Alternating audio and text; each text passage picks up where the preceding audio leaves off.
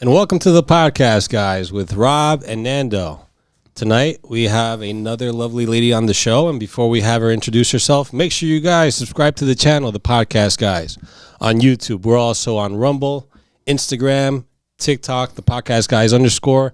We're on Facebook, and also Spotify, The Podcast Guys as well. So make sure you follow us there. Subscribe to the channel, guys. Get us over 1,600. We're pushing here. We're trying to do something great for both the men and for the ladies out there. Believe it or not, we're trying to do something great for you too here. So support your boys, subscribe to the channel, and let's go ahead and have our guest introduce herself. Welcome, welcome. Thank you so much. My name is Erika, and I own a spa called Heal and Glow located in Cranford, New Jersey. Amongst other things, I also have my own podcast as well, also under Heal and Glow, also on Spotify and Apple Music. Beautiful. Yeah. Tell us a little bit more about, yourself and your podcast. What is your podcast about? Yeah, so my podcast is faith-based. I've had it about 4 years now. I've been in business for 5 years now, so half a decade. About myself, I love Jesus. I love to make people feel great about themselves. I'm very blessed to do what I do and help people heal themselves, mind, body, and soul. So that's kind of like who I am as a person. Love to hear it. Love to hear it. Awesome. Also, tell us real quick your age, occupation, highest level of education, nationality, and if you are single or off market, taken. Okay, age, I am 35. What was the other one? I forgot. I'm sorry. Occupation, business owner. which you just said before. Yeah, nationality, I'm 100% Puerto Rican. What was the other one? Single or taken? Single. Single, okay. Mm-hmm. And you said your highest level of education? Highest level is I have my bachelor's in psychology, actually. Wow, that's awesome. Mm-hmm. So you have a deep thought of many people. Yes. Yeah, awesome.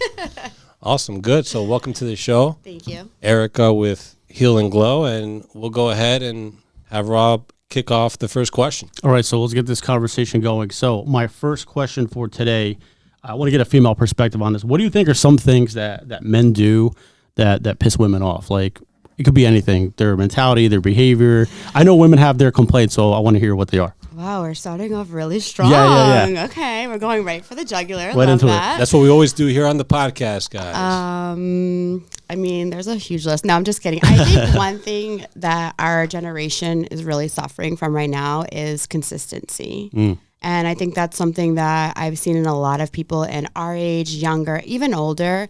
Men don't know how to be consistent in a relationship. And I'm not saying be overly obsessed with the person, but just consistency, especially in communication. I think that's a big lack for us right now. So do you think they start off on the right foot and then they just kind of stop putting effort in, or they're not consistent in the sense that they're not putting effort in throughout the relationship? Can you elaborate more? Yeah. So in the beginning, I feel like everyone used to be consistent in the beginning. You know, everything was good. I think even now it's getting worse where they're not even consistent in the beginning because of social media and because we think that there's something always better on the other side. I feel like they'll start off in the beginning like, hey, I like you. And I hear it all the time. My friends like, oh, we were talking for 2 days and then they ghosted or, okay. You know, and I feel like that there's no, and then they'll swing back around a week later. There's just no consistency even in the beginning. I feel like even in pursuing somebody. Yeah, I agree with you. I think a huge problem now is people just jump around to different options and they don't take one person seriously. That's what you mean. Like they're kind of they're open to just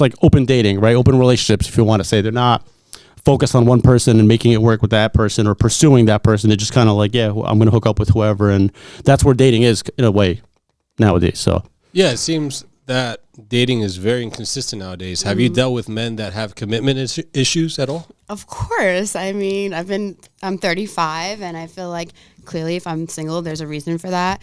I think that a lot of guys also too are not maturing the way they need to be right now. And so they meet a woman who is ready for all those things and they love the idea of that. But when they see the work and the ethic behind it, they're like, oh, maybe in another year, they're not ready to, again, that consistency to match energy. Do you see them being, I guess, scared of commitment as being the reason why they... Yeah, I feel like a lot of people, and every year we should be growing, right? And that's just we're meant to grow. We're not meant to stay stagnant. And I feel like in order to grow, we've all been through traumas and things, and that's a hard thing to do. A healing process can be hard, and I feel like some men just aren't ready to receive that. Or if they meet a woman who has, everything going for them, the idea of it is beautiful, but then when they're like, hey, I'm going to correct you because you need to grow up and fix this aspect of your life. When the pressure gets applied, they start to panic. Yeah, I get you. Yeah, and then they're like, oh, no, I don't want this. They don't want to be held accountability is another big thing I would say, too. A lot of us, we all have our own traumas, myself included. I used to be toxic, Toxic ladies. I want to get into that later. I want to hear this. For sure. In my 20s, and I feel like as my 30s, I grew. I'm taking accountability, and I feel like it's very hard to find men and women. I'm not even just saying men that in their grown age, in this big age of us, that want to take accountability. Yeah, I think both men and women have difficulties taking some accountability for themselves. It's not just one-sided. Yeah. I think it's a whole society type of problem that just people have difficulties admitting when they're wrong. Yeah. When they do something wrong. Yeah, I mean, why admit to somebody and say I'm sorry when I could just find someone tomorrow off a dating app and not have to go through that trauma or relive it or, fix and change myself. I could just find someone who will deal with it. Yeah, that's the problem, that all the dating apps, all the options, Instagram itself is a dating app. Yeah. It's just something that, when you are dealing with someone and you're tired of the BS, or you don't want to take accountability, you don't want to give any excuses, you just ghost them and go on to the next one. And that's what it seems like it's happening nowadays. Both men and women are doing that nowadays. Yeah, and in general, I think a lot of people are single nowadays. We're single, right? I'm 38. And what you described, I see that all the time. Like, I feel like my friends that are married, they met years ago. Like, either they met in high school or like in their early 20s. They dated for like years and then they end up getting married. But anybody that I know that's single now, they're having a hard time. You could hook up with people, you could go on dating apps, but like to find something like real legit is not easy nowadays for that reason. So 100%. Now, the thing is, for your situation, are you stressing to get into a relationship, waiting for a guy to come up to you and say, hey, let's go on a date, let's try to get something going to eventually get to getting married? Or are you kind of just, you're a business owner, you're doing your thing, you're an independent boss, babe, as a lot of the ladies like to say? Are you more on that side and you don't care as much? I have a very unique story. I've never been single from this age of 12 all the way up until about 32. I've been single for about a year and a half now. Oh, wow. Okay. So this is the first time in my life that I've ever not had to pour into somebody. Just a fun fact, they say women who don't have children and men tend to live longer. I did hear that. And that married men live longer because they have a wife because they're taking care of them. So this is my first time actually being by myself, healing my own self, healing my traumas, holding myself accountable, focusing on my business, focusing on my relationship with God, focusing on the people that are in my circle as well, because as a girl who does have a lot going for her, there are people that will latch on to you just for what they can get out of you. So just being very intentional. So right now, no, I'm not. I have faith in God, so whatever that time is, but it's been nice to just honestly pour into myself, because for so long I've poured into so many people, and I've always been the relationship girl, and I don't just date to date. It's like 3 years, 4 years. Which is a good thing, yeah. Yeah, and so it was always me pouring into these men and helping them start businesses and helping them get through their schooling or their next chapter, and I was like, well, what about myself? Like, I need to pour into myself. So I feel like right now I'm enjoying it. I feel like, I'm human. Everyone gets lonely from time to time, but, and that's not to say that there aren't people trying to pursue me, but I'm very intentional on who I allow in my life, because energy is a real thing. And I know what I want for my life. I know I don't want to settle. So for me personally right now, like, I have a business owner, I have a podcast, I have amazing friends in my life, I have my family. I take care of a lot of people. So it's been nice to kind of just like chill and like not have to worry and like tell somebody where I'm at, or if I want to pick up and go away tomorrow, like I don't have to talk to anybody, Yeah. So it's been nice. So me right now personally, no. I do feel like I'm getting more into that wifey era, that more feminine era, because I wasn't before. So I feel like it'll happen for me sooner than later, but I'm not rushing it. So I wanted to ask you mentioned before, and I think everybody goes through a phase like that. You mentioned that you used to be toxic. So what did that look like? What did the toxic version of you look like, and what made you change? Toxic for me is not like everybody else is toxic. I mean, okay, let me take that back. I used to play the game. I was always from one relationship to another relationship. I wanted male validation. I loved it. I craved it. I knew how to play the game. So if I met a guy, and my problem was I would meet the guy that never had a relationship that every girl would want. I'm like, that's the one I want. And I will get that person and I will feed my ego. Okay. And so that was my toxicity, and more of just like not controlling, but like I want to be with my man and jealous. Like I wanted him to be all about me. Like I didn't want him. I want to be the number one priority in his life. Okay. Yeah. Should a man always be just all about their girl and the girl be all about their man, or should they, of course, do their activities and stuff together, but have their own goals and dreams and all that stuff? Yeah. So, I mean, I was toxic in my 20s. I was young. I feel like we all were. Like, we always wanted that. Like I said, I really wanted that validation. So I wanted my man to be with me 24/7. And as I grew and I realized that's not healthy, because when I was so having them obsessed with me or being obsessed with them, I was like, well, what's going on in my life? Like, what if we do break up? What am I going to do with my life? You know? And I feel like it's not healthy. I feel like a man should definitely have the right male friends in their life, and same for the female, that are going to uplift and speak life, but also that there should be a separation. Like they should do many things together, but not everything together. You have to have your space. Yeah. Because if you're together all the time, especially once you move in together, I think that's where the arguments start, and that's where the relationship could turn toxic. And Yeah, I also think like you should miss the person. Like, if you're together every day, and I think that's where Instagram kind of also ruined it, because it's like we have stories now, and it's like I can check on you all day every day, but there's that missing aspect of like when I come home, like how was your day? What happened? How did it go? Like we need an essence of of not knowing everything. I think that's important. I agree. I think just like the wrong Instagram story could set off an argument right there. Like, oh, for sure. Right? Like they post a club or something, and it's like, where were you? Who were you with? Or you get into a fight, and then this is old toxic girl. Like I've gotten into a fight with one of my exes, and I went out and I was like, I'm going to the club, and I literally, his best friend walked into the club, and I was like, you gotta be kidding me. And this is like Instagram was around, but there was no Instagram stories, and I was like, I'm clocked right now. I can't do anything because they're watching me. Yeah. Right. Yeah, it's tough with the social media. I mean, I'm sure you have a variety of options, but you are being very, as you said, picky on who you let within your circle. Mm-hmm. Is that fair to say? Yeah, for sure. I feel, and owning a business, it's crazy because that's also, Instagram is definitely a form of a DM. Like that's also like a dating site. So I think they see you're a business owner, they slide into the DM and they become clients, and it becomes very like, okay, I got to like make sure what I'm doing, because at the end of the day, my reputation is the most valuable thing to me. So I don't want to be the girl that's like, oh yeah, she owns a business and whatever. So I'm very, very picky about that. And my friends too, not even just dating and just any relationship, even my clients, like I have to have a strict boundary, because that can get very gray area as well. So you have to be very careful with separating relationships with your business, partnerships and clients, and also friendships, trying to kind of keep everything separated. Yeah, so. For sure. I think that, as you get older, like in my 20s, I don't regret anything, because I was toxic. I went through a Everybody phase. was, yeah. I'm glad that I'm not anymore, but I did learn a lot from that. Looking back and reflecting, it's like, okay,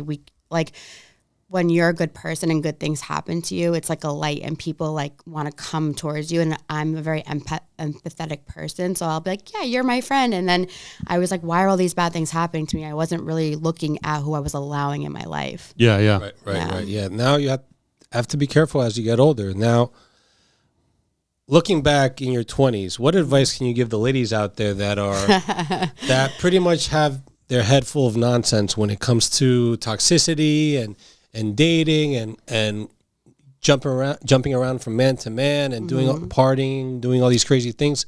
What's your message out there to the women that have a chance to turn it around now before it's too late? Yeah, I would love that. I wish that at my generation we had that, because I am a generation of reality TV. So you saw what you saw on TV and you replicated. Jersey Shore, Yeah, of course. It was all fun and games. My advice would be love yourself first. You're the most important person. And people can tell when you don't truly love yourself, because you're going to look for that validation in anything and everything out there, whether it's men, friends, success, drugs, sex, whatever that may be. But if you truly do the work now and love yourself, like you'll live a more peaceful life. 100%. I think a lot of people need to kind of find their middle ground with the things they do, because sometimes they overdo it with the drinking and dating, the wrong people. But again, sometimes we don't know if the person's right or wrong until we get deeper and deeper in the relationship. So there's many things that the ladies should watch out for in that case. That's great that you say that. So how about as far as now you're a business owner, you're at that level where before you were supporting your man, right? The man that you were with. Now, all of them. all I guess all of them maybe.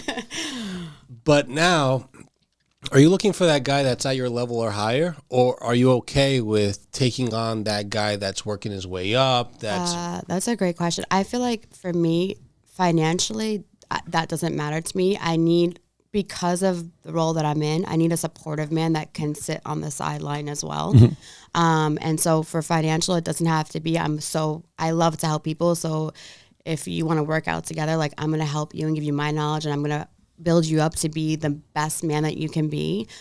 So financially wise, I don't, but I need the spiritual maturity to be the level that I'm on, because I move differently. So if they can't understand it, it could look like, I don't have enough time for you, or I'm rejecting you, or I'm not validating you enough. It's just like my life is fast paced at this moment, and I have a lot of opportunities, which is amazing. So I need my man to be in that supportive role, but also want him to feel in his masculine role as well. Okay. And you mentioned spiritual. Can you dive into that a little bit more? Because sure. Rob and myself, I don't believe Rob is. I myself don't consider myself that spiritual. So can you dive and explain to the guys out there how they can be more spiritual? Yeah, I feel like spiritual for me can mean many things, right? Or the word spiritual itself can mean so many things. When I say spiritual, I mean biblical spiritual. So for me, I am a woman of God, and I need a man of God, because I feel like if you can understand and we have the same rules that we read from this Bible, we can be on the same page. We can move together better. I feel like for spiritual, like the world is crazy, right? It is, and everybody has their own opinion. I never force my faith on anybody, but I don't know how people get through life without some type of spirituality, because it's so negative, it's so draining, it's just getting worse. It's like if I have faith, I have faith that things can work out and be good. And I feel like if the man has faith, that's going to change his mindset as well. And I think that's important to me. We have to have that same faith-based mindset, because we can both speak life over each other when we're both going through something hard, as opposed to tearing each other down, or, one constantly pouring into somebody else, and then I need it, and they're like, well, I don't know how to do that, because I've been in those situations before. So I think it's important that, and when I say spiritual, is having some type of relationship with God for me personally. But I know spiritual can mean everybody's spiritual now. It's whatever they believe in, you know. But I think that there needs to be a faith base, because without him, I don't think anything is possible. Okay. God, yeah. And how about a guy that supports your spirituality, meaning that he's spiritual, but you might be more spiritual? Like, are you okay with him? That's such a good question. Does it have to be exactly equal? I don't think it has to be equal. I do think that they have to have an open mindset to want to learn and grow more. Remember, like, I'm very big on my growth journey. But, I've been in this for a while now. So I feel like I love to teach people and educate them and uplift them. So as long as they're having that open mindset and willing to go to church, or willing to open up the Bible, or whatever it may be, or willing to listen to a sermon online, I love that. Like, I want them to, but they have to want it for themselves, not for me, because I've had that too, where people would want it just because I have it. Right. And I want them to have their own relationship. It doesn't have to be holier than thou, because I'm not holier than thou. I'm imperfect. I sin every day. But I do want them to want to have that relationship. Okay. Yeah. Makes sense. That's fair to say. No, in my opinion, I think it's always a green flag when a woman is religious, because that goes hand in hand with like morality too. Like, I think a common complaint that men have nowadays is like, women sleep around. They don't have morals. They're just kind of all over the place. So to me, if I see that a woman is religious, it's a good sign. You know what I mean? That means you have some values, It can beliefs. go both ways, though. Of course.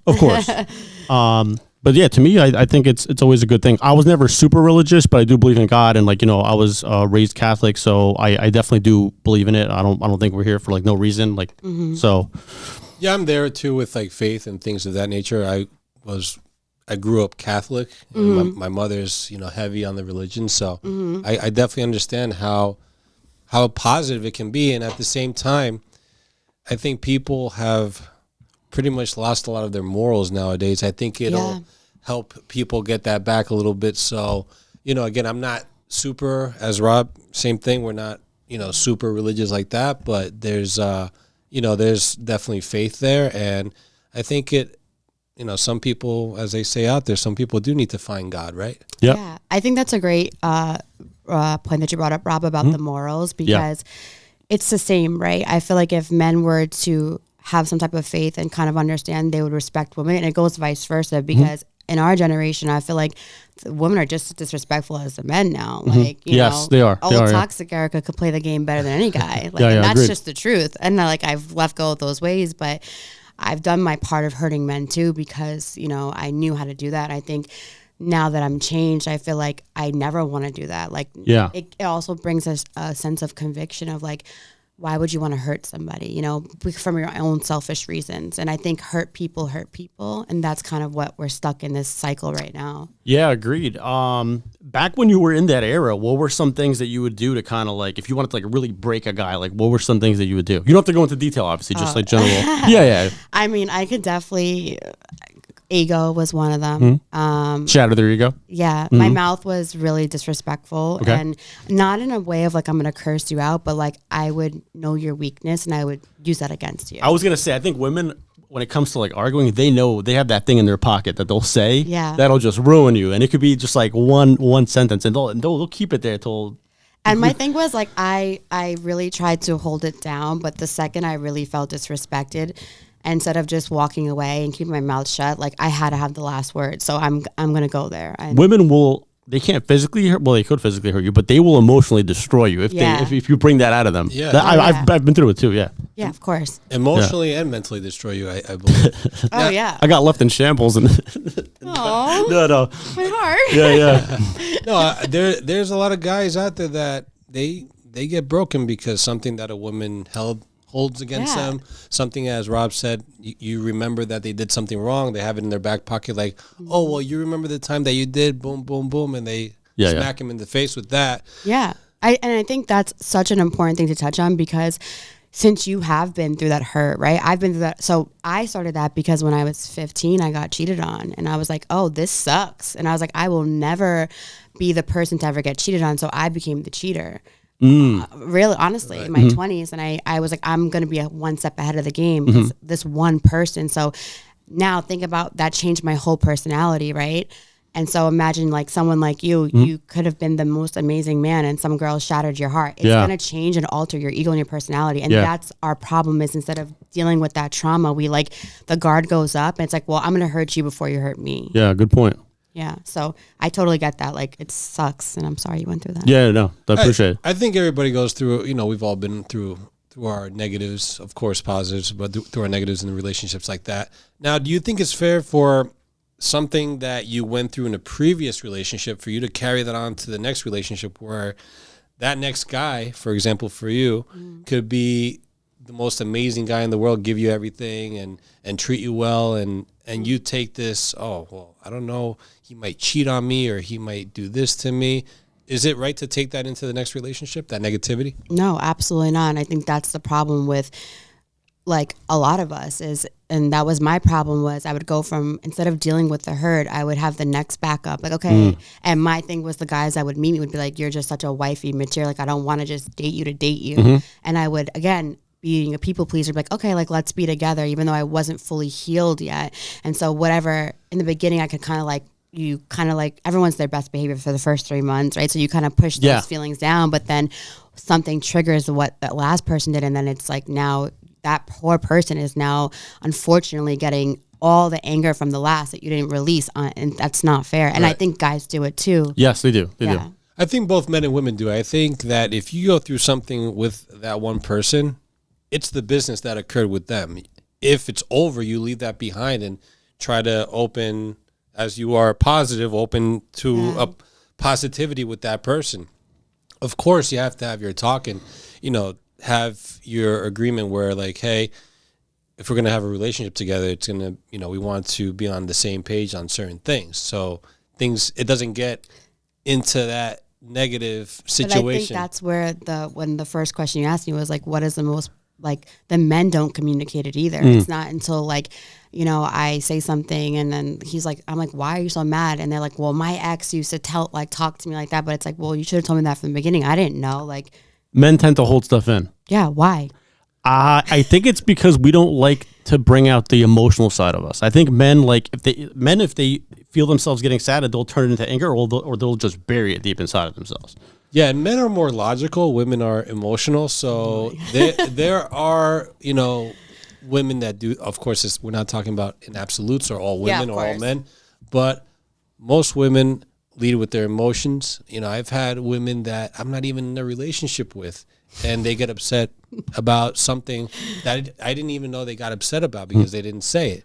They just went MIA, or they got pissed off, and you would see them and you would wonder why they would be pissed off at you. So I think there has to be an open communication between both parties every time.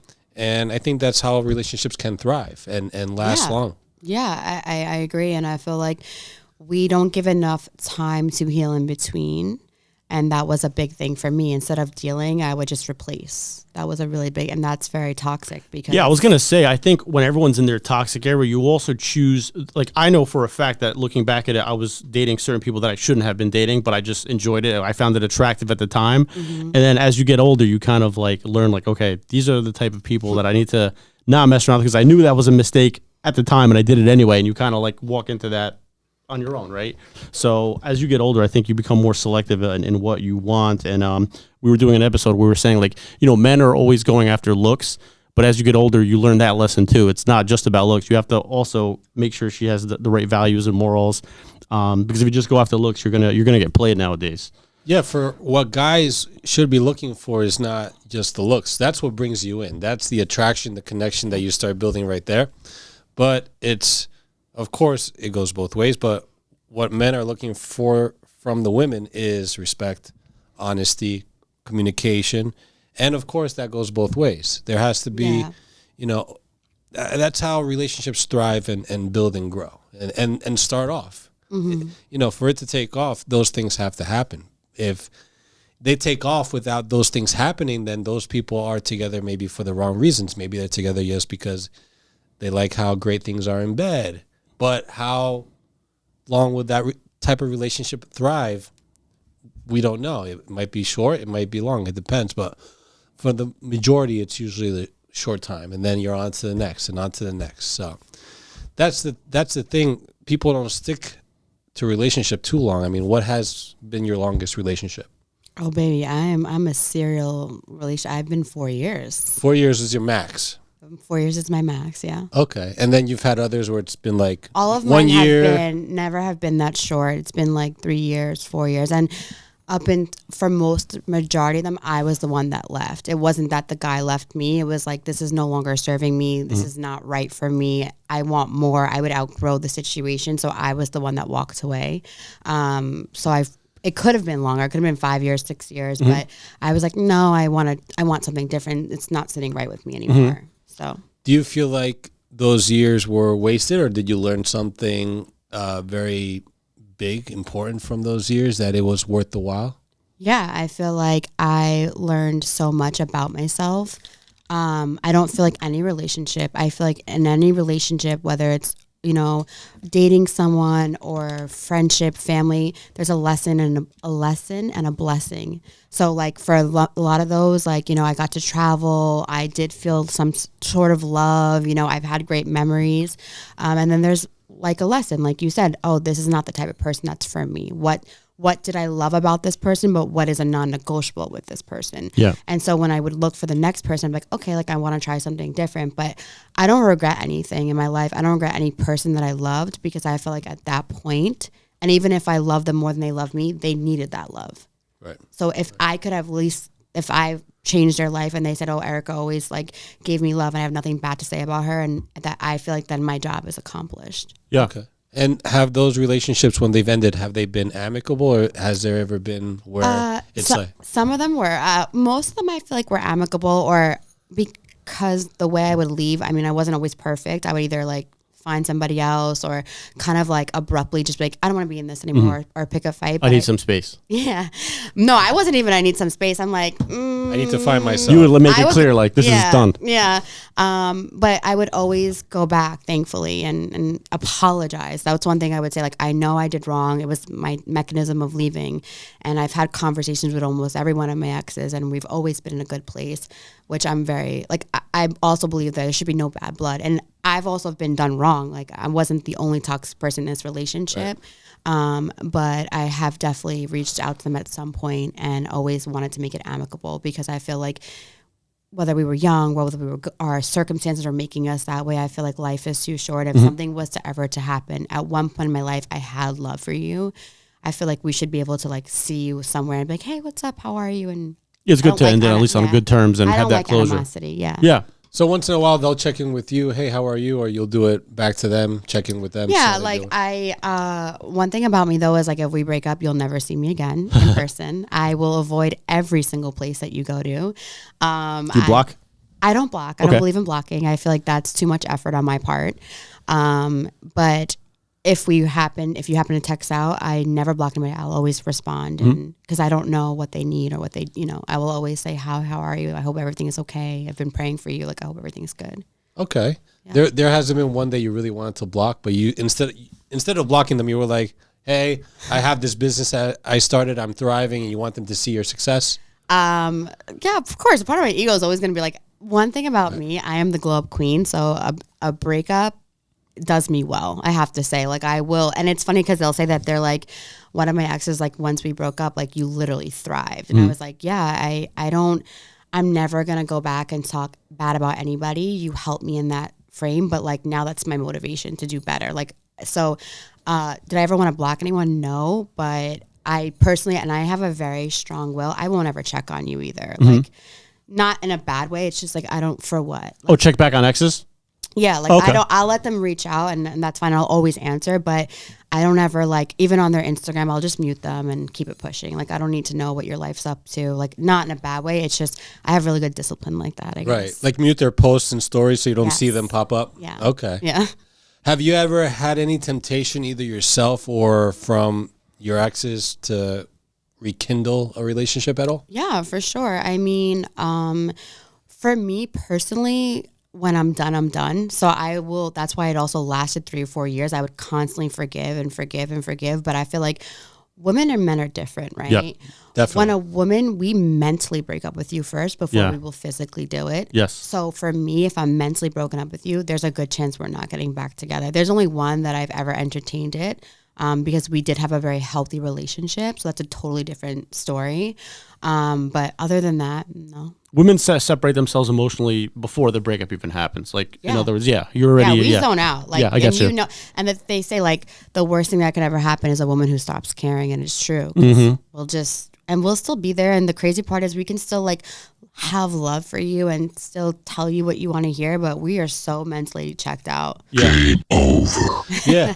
Yeah. Yeah, that's the case. I mean, I know there's women that typically they are somewhere else. They're still in the relationship physically. They'll still see the person, act like they... Baby, we'll wash your laundry. We'll pack up your little lunch. We'll send you out the day. And then we're calling out our girls like, girl, I'm just waiting for the right time. Wow, like, to be out. Like, I'm waiting for him to mess up again. And that was me. Like, I always strategically planned my breakups. Like, I was like, oh, I know he's going to mess up again, so I'm going to just ride it out. And then that's on you. So you were waiting for the excuse to get out of the relationship. Yeah. Okay. I feel like when that happens as a guy, you could like smell something's off. Like, you can't put your finger on it, but you're like, she's acting. No, y'all know, because then y'all want to start acting and showing up with the flowers. Yeah. We start panicking. We're like, oh shit. She's like, yeah. No, and that was the thing. Like, the old toxic Erika was like, if I want my man to start acting right, I know how to do it. Like, I will literally start to pull away purposely. And I will literally start to go out more. I will post myself more. I know how to get the attention. And that would make the guy be like, oh, I got to come back. So women are very smart. We know that.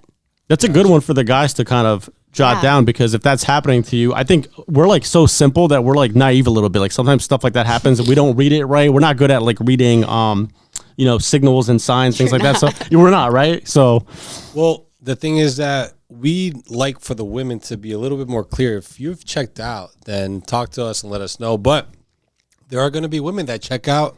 They won't say anything. And, you said it. I don't know if I believe with that, because I feel like sometimes I've definitely tried to communicate before, like, hey, when one specific, I was like, I'm going to tell you something right now. When I'm done, I'm done. And I kept like warning him. And because I'm a loving person, and I have empath, I would forgive. And then when it finally happened, he was like beyond shocked. And I was like, but I've been telling you for months. So what, he was ignoring it or just being passive about it? Or? Yeah, he was just like, oh, it's Erika. She's going to forgive me. And it is what it is. She's just kidding. I'll get away with this type of, okay, exactly. gotcha. Like I've done it for so long, and I kept saying, and then when it was like a shock, but I was like, we've had this conversation multiple times. Because one thing about me is I can be very communicative. I'm going to say like, hey, I don't like what you're doing right now. And like, that's up. I'm never going to force someone, but I'm going to allow you to know like, hey, I don't really like that you go out and drink Friday, Saturday, Sunday. That's just not my vibe. And like it's either you fix it or, eventually I'm going to leave, because I'm not about that. Right. I think communication is huge, because people go on and on with these relationships thinking that they're going to work out for the long term. And then before you know it, you end up wasting 3, 4, 5, 6 months of your life, maybe a year or two. So you're better off cutting it short than keeping it going, so everybody can go their separate ways and then start anew and start But fresh. I had savior complex. I was Bobbiana the Builder. I was like, I'm going to fix you. Like, you come to me and you're like, and I'm like, oh, he's not been in a relationship. Every girl wants him. I could fix him. I know how to, and I would. A lot of women want to, like, especially when they're younger, they want to fix the bad boy. Yes. The guy that's bad news, but you want to mold him into, I was like, bad boy, sign me up. And the thing is, I did, like, and my thing was I would fix them for the next person. Oh, gotcha. Because I'm like, now you know how to be a boyfriend. Like, you haven't been a boyfriend in however long. And here I am, like, you got to check in with your girl. Like, do nice things, plan dates. Like, this is important. Like, so, I think that's something that was my point too. Going back to we picked the wrong person. Like I did that for a very long time. It's funny, right? Like you're attracted to them, but they're doing certain things that are just wrong, and like it's you get stuck in that. I've been through that too, where I was attracted to the person, but they were doing something or acting a certain way, and it's like, what do? You could either fix them or leave them at the end, right? So now I wanted to get into a different topic. What are your thoughts on marriage? Is it something that you're pursuing? Is it important to you? Is it not the time? Okay. The marriage is the most important thing to me. I come from, I'm very blessed. My parents have been married for 48 years. Nice. Healthy. Faith, God was their, number one factor that brought them together. So I've seen a healthy marriage, thankfully. And so that is very important to me. I take that very seriously. That's a big goal of mine, that I'm made to be a wife. I know that. And I think it's important because there's so many blessings that come along with being in marriage, as opposed to not getting married. So I know you said toxic Erika back in 20s. Now you've changed. You're more spiritual with God. Do you feel like toxic Erika would ever still be deep down? So let's say you get married, everything's great, but then toxic Erika comes back. It's a battle. Like sometimes I there are certain people that can push my buttons where it's like, and I am not perfect. Like there was someone who pushed my buttons last year, and I literally like spewed this comment out, and he was like, whoa. And he was like, that is so hurtful. And I was like, but you brought this out of me. Like, granted, it was weeks coming, but like, so I'm not perfect. So it's a battle to, but that person obviously was not for me, right? Because why would you bring me to that point? And so I think that's something that it's a battle every day. Yeah. Right. Was it someone you were dating, or was it just somebody that you know that? Someone I was talking to. Yeah. Okay. And they just upset you, and is it something that broke off right there because they upset you, or? No, I mean, like for me, I'm dating, but I'm not going to be official with anyone who's not my husband. Like in that aspect, like I've done dating for the long term, right? So my thing is, I don't think it's wrong for women. I think this is important for women to understand. Date the person, like date them and get to know them, because I feel like we all put a facade on for the first 3 months. You're on your best behavior. I'm on my best behavior. Like I'm not going to show my crazy, and I mean some girls are, and they do, but like for the most part, you're on your best behavior. So I feel like the dating also has stopped. It's been this like, we dated for a month, we got together. And it's like, and then when you start to find out about that person, you're like, well, I didn't know you were like that. It's like, because we never been through anything together, you know? And so I think that's important. So for me, when I do talk to people, you know, and I would say talking, I don't even say like dating, because I feel like for women especially, this is our problem. We meet you, we like you, we're attached, right? And then we meet the guy and then there's something down the line we don't like. Now it's like, well, I like him too much to let it go, so I'll just try to fix it. Whereas if I was dating this person for 2 months and I was like, oh, we went through that, like, you know, I went through a hard time and I don't like the way he reacted, I would have been like, you know what, maybe he's just not for me. It's not what I'm looking for. And so I think that's important too. So I think it's good to get to know people. We don't get to know anybody anymore. Yeah. And that's the problem with the dating culture in general. It's just like, you know, you see even people post stories on Instagram like, I don't want to waste my time and all stuff. It takes months to get to know somebody. So like, I don't believe you can just like go on a day 2, 3 and like, oh yeah, I'll date this person. Like it takes time. You kind of have to ease into it. Spend a lot of time. You have to get into a couple arguments first of all, see how you guys handle that. Yes. So yeah, I think that's really important. I think that the honeymoon stage is always perfect. It right? is, yeah. It's the best. Everyone's on their best behavior. It's always fun. And the honeymoon, I'm marrying you. In my mind, Yeah. the wedding is set. Like the babies are named. Soulmates locked in. Well, I'm getting your name tatted. No, just kidding. But yeah, and then like they do one thing that pisses you off, and then you're like, whoa, who is this person? You know. So I think that's important. I think for women especially, and this goes to myself, because I would talk to somebody for a month and they'd be like, I want you to officially be mine. I'm like, okay, like I guess this is good. And then it's like 2 months later we're in and we're fighting and I'm like, oh, what did I get myself into? Like, so I think it's important. We're rushing. And I think our generation, because of social media, is like, I need somebody now. I need to get married tomorrow. Especially women. I don't know. I feel like men, you guys are more laxed. But I mean, I'm 35, so I feel like women of my age and are getting up. They're like, I gotta get married. I gotta have kids right away. So they're willing to just jump into anything. Okay. So you don't have any sort of time clock, any sort of rush to jump into anything. You're good. I used to. Like I never thought I'd be 35 and single at the moment. I thought I was gonna be 25, married, and on my third kid, like my mom. But you know, they say that you make plans and God laughs. So here we are. But now, no, I'm very laxed about it. I love what I do. I love my friends. I love that I get to go and travel when I feel like it, or come do a podcast, and I don't really have any real responsibilities. So I'm really not in a rush. And I feel like a lot of people that I know that did the 20s thing, like, and this is no shame because there's people who are happy in every relationship, but they, you know, they didn't get to live out their real life yet. And I feel like in my 20s, I didn't even know who I was. And I think about looking back at it now, if I was to marry the person I was with at 25, I would definitely be divorced, or I'd definitely be miserable. So I think, you know, our generation of women getting married later in life, we're actually taking our time. And I think that's beautiful. I was going to say that's definitely a growing trend. People are getting married later. Yeah. I'm going to a wedding in June. The guy's like 47, the woman's like mid 30s. I think it's a growing trend now. Well, yeah. You guys don't mature till your 40s anyway. That I'm not gonna lie, that's not too far from the truth. Yeah, I have to agree with debatable. that. Yeah. That's debatable. But they also say women who have children later on in life are living longer as well. So I think that's also been really like easing to my mind too. How about as far as there's numbers and news out there on as women get older and older, having children might be a health risk. Is that something that, you know, I'm sure you want marriage. I'm assuming you want kids as well. Yeah, of course. Is that something that concerns you at all as you get, you know, to the end of your 30s, into your 40s? It definitely did. It's so funny. I had the conversation earlier today. It definitely did, but there are so many studies about we become a geriatric pregnancy at the age of 35, I think it is. But there's so many studies now that are showing women getting pregnant in their 40s. In my own family, my cousin got married at 40, had her first at 41. So I feel like as long as you're taking care of your body, which is something that I'm really big on, and being healthy and stress-free, I feel like that's not even a thing anymore. I mean, I've seen people getting pregnant in their 50s, which is wild. Like, I don't want to be that, but like, right, of course, it's happening. So I feel like with, you know, healing your body with medicine advancing, I don't think that's such a big pressure on me anymore. And also like whatever God wants. And if I couldn't have children, I'd always said I would either like adopt or, I would foster or something. I'll be a mom at however way I want to. Gotcha. Now, as far as, you have some type of standards, all women do. Yeah.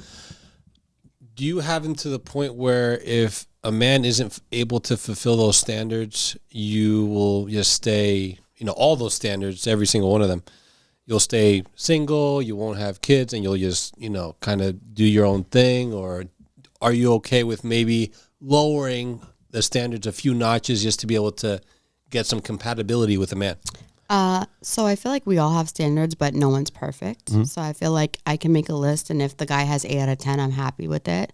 But also my most important is being on the same page. So like we have to have the same goals in life. We have to both want marriage and both want kids. Otherwise, I always said, like, if that wasn't the case for me and my job was to be a rich auntie for life, great, love that for me. I'll travel. Or I would, I'm not afraid to, a lot of women are also going that IVF route. They're getting a sperm donor, having a kid and doing the thing. I wouldn't. And staying single. Staying single. Okay. Yeah, I would, like, if that wasn't the case for me too, then I would do that as well. Yeah. What do you say to the men that are afraid of getting into marriage? Because as we always talk about here on the show, 50 to 60% of relationships or marriages end in divorce or separation, and 80 to 90% of them are initiated by women. So, there's guys saying, well, I don't want to get involved because I have a lot to lose. I have a house. I have, I'm doing well financially. I have, then you get involved, you get married, alimony and kids are involved, and then you have to pay child support. So what's your message to the men that are afraid to even get into the marriage conversation? I think it's a cop-out for part of it, but part of it is true. I have a friend who is very much on that mindset, but I'm a girl who would sign a prenup. Like, to me, I think that's very important. I feel like that, if you have something and I have something, like the prenup, but I'm also not a malicious person. So if we leave, I have spent a lot of money on my exes and walked away with nothing. Like, I lived with somebody, moved in with them, we broke up, and I took my clothes and kept it pushing, and I left everything in that apartment for them because I'm not that person. I totally understand it, but I also think that, men value money and success, but when you get old, is your money going to take care of you? Yeah, I don't think for anyone. I think as you get older, 70s, 80s and whatnot, retirement age. Yeah. I think it's more the relationships that you have with. Right. And I feel like, money is important. Success is important. But I feel like that statistic I said, a married man will live longer because there's someone taking care of him. And I feel like the problem is if you're so afraid of that 50 to 60% or what they take, that's your problem, because what type of woman are you looking after? Mm-hmm. A lot of men, like you said, go after looks. They want that girl who's going to be the high maintenance. Listen, for us to look good, it's high maintenance. We're expensive. That's just what it is, But is that the type of person? Because if you're looking at the heart, there's plenty of women like me and my friend group that we're the ones that are like, listen, we'll walk away. We'll take care of you. We don't want anything out of it. So I think that's a cop-out. Is you're looking at the wrong type of person, because there are very many. I have a great group of friends that, like, we're all business owners. We all have our own. Like, your money does us no good. Like, yeah, great, sure. But, like, I want my man to be supportive and, like, hey, I had a bad day. How can I make you feel better? Hey, I'm feeling stressed right now. Can you pray for me? So I think it's a type of woman you're looking at, because that's our problem, is we're looking with our eyes and not with our hearts. And that's where they get that, like, oh, I'm not going to get married. Because, okay, cool, you can not get married. You can still slip up and have a baby. You're still getting, and they leave you, you're still getting alimony. So, I see that point. I know there's just a lot of guys that are hesitant to get into any sort of commitment like that. That's why there are men that have commitment issues, because the statistics are what they are. There's men that they really try to keep it together because most of the women are the ones creating the divorces. And then at the end of the day, too, you get involved with someone that you think is the most fantastic, so nice and everything, and then she turns around, does a 180, and she turns into the devil once you marry her a year or 2 or 5 years later. So it's just, saying for the guys out there that they thought they had someone good, and then they turned around on them. there's women that change. So that's why 1,000%. But there's men that do that to us too. You know, it's both ways. The dream, and I feel like for women, I think we have this. You know, we have more in this day and age. We have more say. We have more we can be independent now. We are able to work if we need to and figure out our own way. And I think that also comes out too is like that communication is lacking in that marriage. You know, Do you think there's like a power struggle between men and women right now? 1,000%. Yeah, we had another guest bring that up, and I feel that too. I think men kind of have that ego where they want to be the ones, the leaders in control, and now women are independent. They're opening up they're opening up their own business. They're making their own money, so they're less reliant on a man. And a lot of women. Well, society ruined that because 10 years ago, it was cool to be an independent boss woman, right? I love that for me. But if God was like, sell the business and be a wife, a stay-at-home wife, I'm doing it. Like, I've learned to be in my feminine era, and that's our problem with women are becoming very masculine. And they don't know, they're not letting a man be a man. Yeah. And that's what is ruining our men, because as DNA, you're supposed to be provider, not just financially, but leader of the household. We should respect your ideas. We should respect what you have to say, as long as you're doing it in the right way, right? Makes sense. But women became so controlling, right? And that's what's really happening. So we have this, it's like vice versa. And I'm sure you guys seen the memes where it's like, oh, the men are in their feminine era. Like, you know, all the time. Oh, the men, we need to be courted now. But it's not even supposed to be that way. Like, and that's why nothing's working out. Like, we're made to be like, I want to be, yes, I can make my own money, but I still want to take care of my husband. I still want to, you know, cook for him and take care of him, make him feel manly. And I don't think there's something wrong with being a stay-at-home wife for a while or taking care of the chores. But I think that's our problem is men are not in their masculine era and women are not. We switched roles. And so it's like now it's like what goes on, you know? Yeah, what you just said there is huge, and I think that's been the ongoing problem for like a good amount of years now, and men and women are being separated because of it. Women are going their own way, they're becoming independent. Men are kind of in the in the sidelines, like what the hell do I do? Women also aren't scared to like mouth off to men anymore. They'll tell them exactly how they feel. I've experienced it myself where women aren't afraid to just tell you how it is and move on to the next guy, be toxic, like you mentioned before. So it's really becoming difficult to meet people that match your values. And, we were talking about commitment issues. I think where the real commitment issues come in is when the marriage comes into play. I think men are okay with dating long term. I don't think most men will have an issue with that.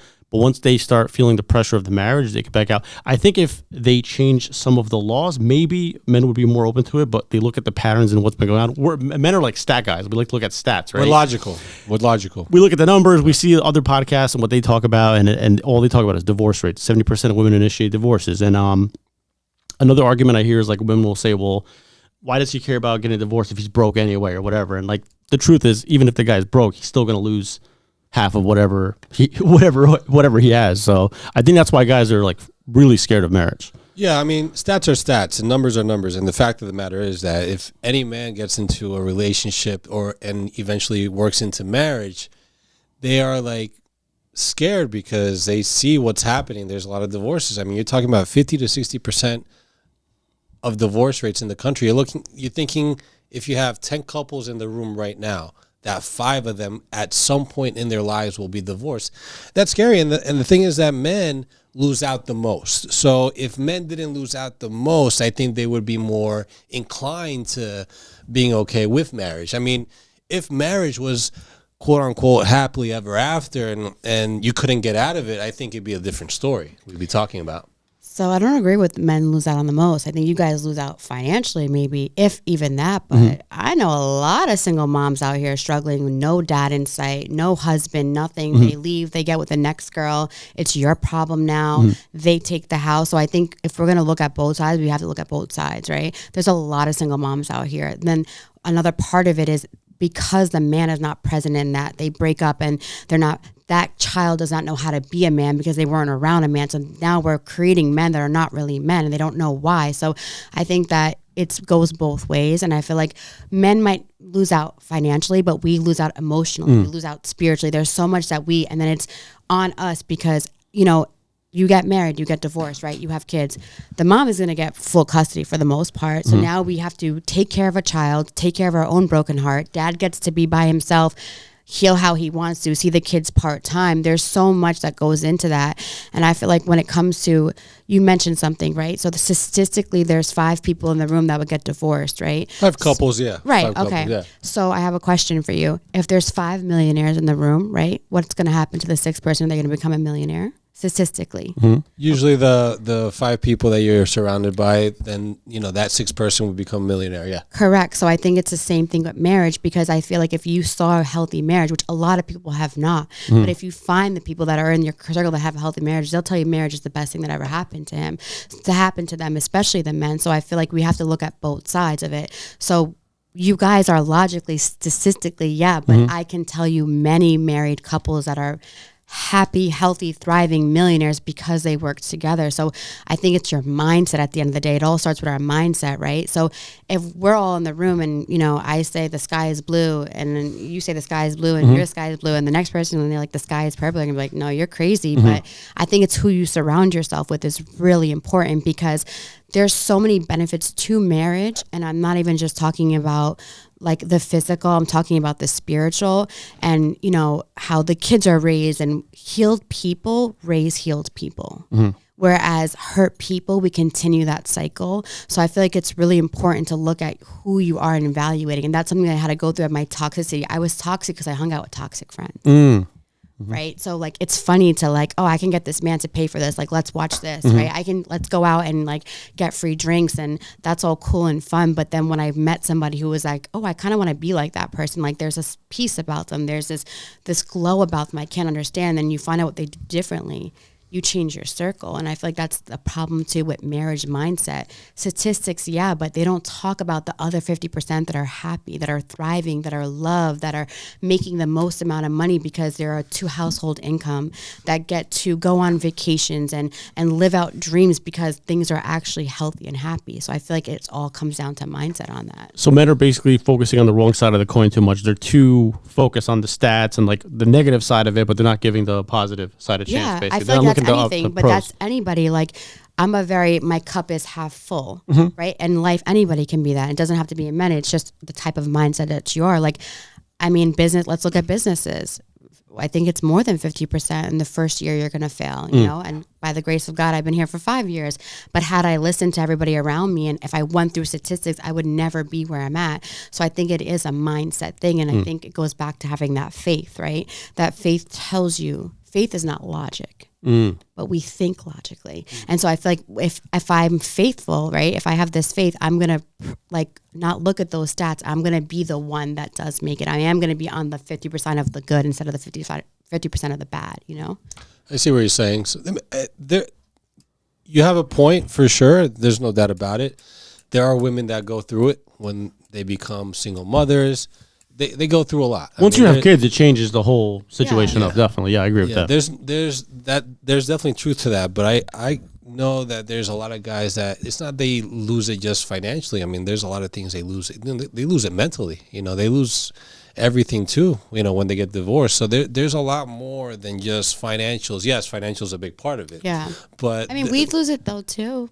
I've known people that, my friend is divorced, no kids, and she's 2 years out and she's still healing, and her man got a new girl, like, oh, moved on with the life, and he left her with the house and all the bills. Like, I think that we have to like stop making this generalization. I get by the stats, but I feel like if we look at both sides, 50-50, right? So there's 50 that are going to fail, 50 that are going to actually progress. If you surround yourself with the 50 that fail, you're going to constantly have that mindset. But if you're in the room, they say, you are who you are with, right? If you're in the room with 4 millionaires, you're meant to become a 5th. So I feel like if the men can find happier, relationships, or people that are in happy relationships, that too. And again, I just think it's an effort on both of us, because I have girls that say the same thing too. The biggest lie is men ain't shit. Another one I hear a lot. That's my big, I hear it all the time. But Erika, like, how do you keep hope? Men ain't shit. I said, well, I don't know. That's the men that you surround yourself with. I have great men in my life that are friends and family members that show me that. My own father showing me that, that's the contrary of that. So I think it's who you surround yourself with. I think people also look into the future based on their like past experiences. If you have a certain amount of bad experiences, you're going to kind of program yourself like this is just how it is, and this is my mentality now. And you're right. I think what you said earlier in the podcast, like having like a positive mindset, I do believe in that. Like, what's the saying? Like, what the mind thinks, the body follows. Type of thing. It is true. If you're always in like a negative, if you only look at the negative side of life, you're going to have a miserable life type of a thing. So our mind is our most powerful tool. So if we can get our mind right, the life is limitless. Absolutely. I mean, and you said something that a lot of people tend to say out, a lot of ladies tend to say out there is men ain't shit. What? I'm not saying that. No. I'm just quoting it. Just God damn it. I know you're not saying the world's going.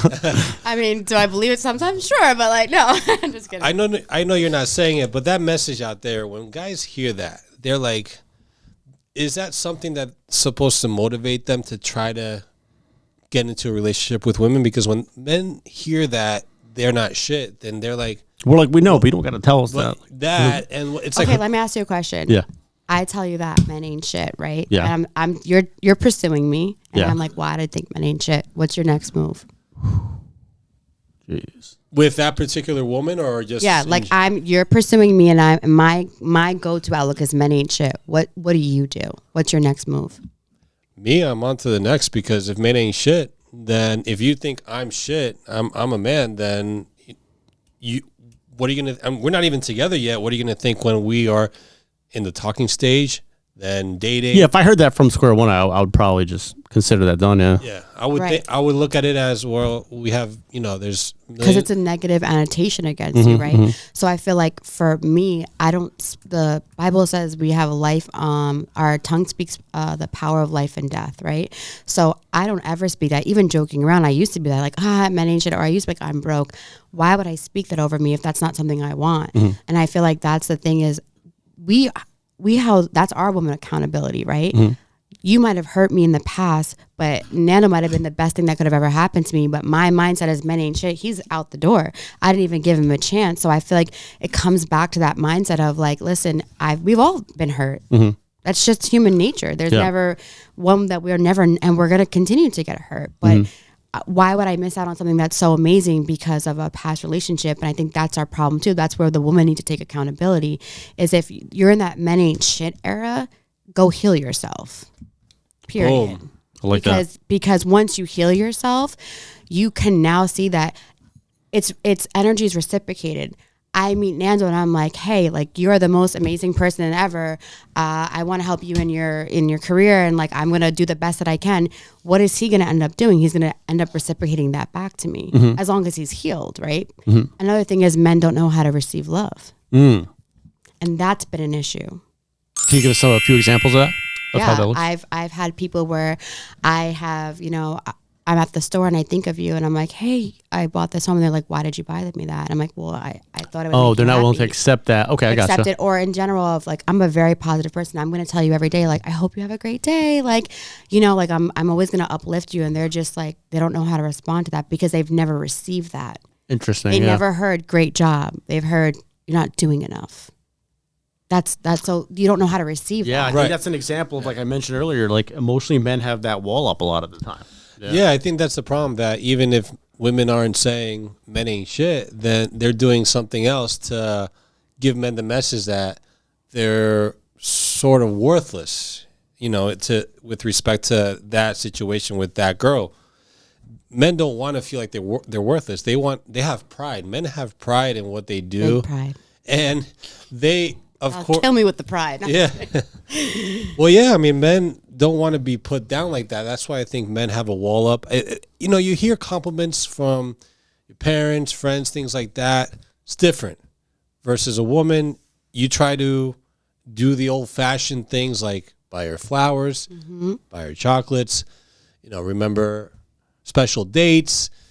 Take her out for a fancy dinner on her birthday. Things of that nature. But then when you go across and there's women that don't appreciate that sort of thing, then men don't feel that love that they should feel, that they expect to feel. Since we're on this topic, I want your take on this. So how do you feel about that whole stigma of like nice guys finish last?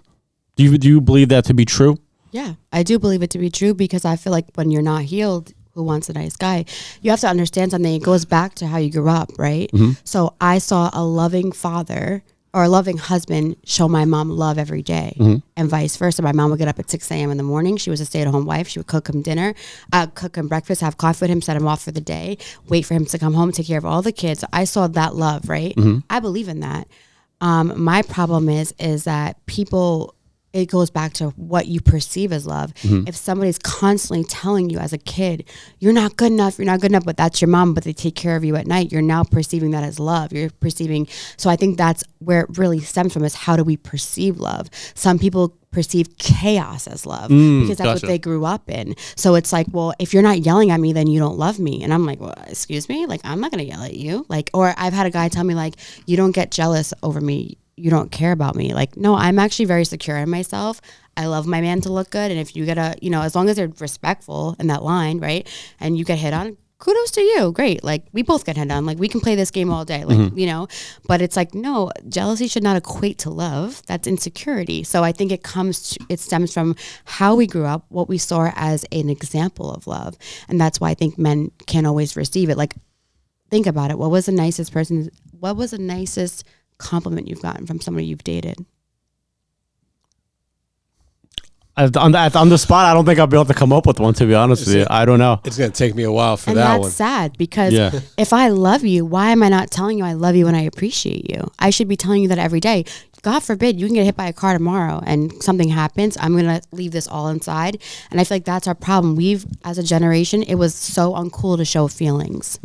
Every song that came out was F these biatches and I'm a thug, I'm a pimp. And the same for women. Rihanna was like, listen to one of my old toxic favorite songs, You Needed Me. Like, you needed me. And I feel like that's our problem, is we don't even know how to express love and what's the word I'm looking for? And accept it. So like if you're my man, I'm telling you every day I love you and I appreciate you.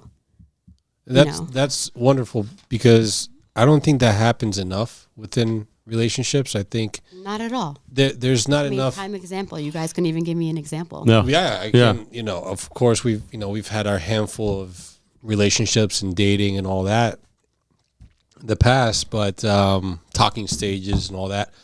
But to try to come up with something special that a woman said to you is kind of tough nowadays, and not a lot of guys hear it. There's a lot of... I tell my friends when they start with the like, well, I was like, it goes both ways. Like, I'm a card, like for every holiday, I'm giving you a card, I'm writing. If I can't express it, I need you to know how much I appreciate you. And I think I tell people all the time, like when Valentine's Day comes, I run a business and it's like, yeah, it's good for the girl, but what are we doing for our men? And I always say, spoil your men. They deserve it. You guys deserve to be appreciated and loved and adored. And I think that's our problem too. Like, there's not a lot of women that want to do that. And I think that's something too. Like, whatever we pour out, whatever you reap, you sow. You want love, give love, period. You want a blessing, be a blessing. You want kindness, be kindness. It always comes back, whether you believe in God or not. Law of attraction, right? I think that's our problem. We're women too suffer from pride, and we're too like, I'm better than him. I can't express. I'm the biggest lover girl you ever meet now, because where did toxicity get me? Nowhere. Exactly, and I think that's a huge problem. That there's a lot of women. Even it's great that you came out of that era, because a lot of women, even in their 30s, have that toxicity. They carry it with them, something that they should have left in their 20s. Yeah, we're not perfect. We all go through ups and downs, positives, negatives, and that toxicity that for women in particular to have, I think it's something that they have to figure out a way out of it to get their relationship, love life to improve. Yeah, I feel like bashing men is so old now. Like, and even if I've been hurt plenty of times and in horrible ways, and I will never even put that out there, because at that point, that person was a hurt person. They were going through something, and they'll tell me that later on when they apologize. Like, I was really going through something. I know, and if I love you, I love you. Love. We don't know how to love unconditional anymore. Love is very conditional. Oh, huge one. Yeah. And you see it in all the social media posts. Again, it's like, I want to be spoiled. What are you going to do for me? How much money? What do you bring to the table? What do you bring to the table? And even that statement in itself, like, it's been around for at least the past couple of years. Every podcast talks about it. I think it's such a weird way to approach relationships. Like, what do you bring to the table? Like, it's just like, that doesn't really seem like a a good start, to be honest with you. You know what I mean? So Yeah, it's kind of like you're sitting. it's so superficial. Like, I understand the importance of that discussion, but I don't know, just the way people approach We've it. made love transactional. Very transactional. Yeah, and a lot of great points that you've made. Just 1 second before I get to, which I hope is a great question coming up. Guys, don't forget, the podcast guys on YouTube, subscribe to the channel.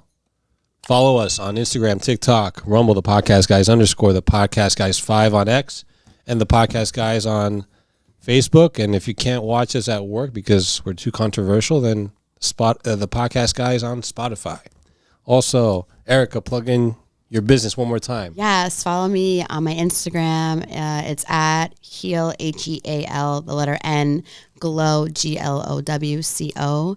And follow me on Apple Podcasts and Spotify, Heal and Glow as well. Awesome, awesome, awesome. Now, this next question that I have for you. Boy. So the ladies out there that have that toxicity, are they...